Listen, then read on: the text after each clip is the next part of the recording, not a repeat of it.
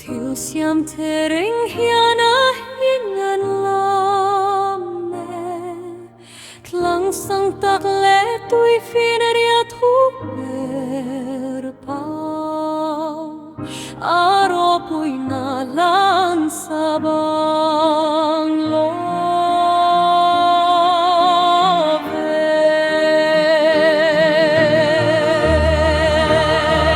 Halleluiah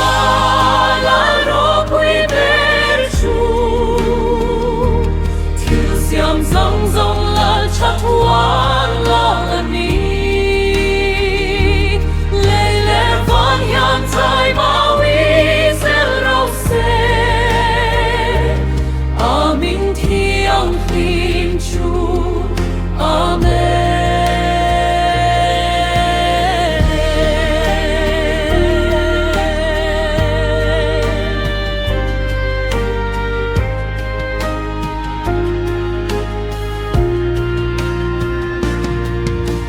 Kraws chungah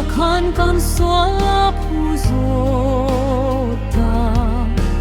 Thisen luin min silfai hming tlan Thihna hnehin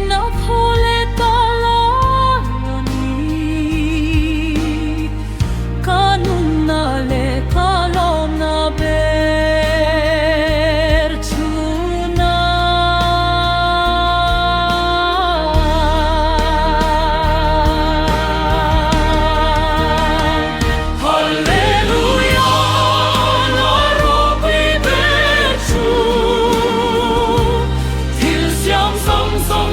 chatuan hian chawimawi hming thianghlim amen amen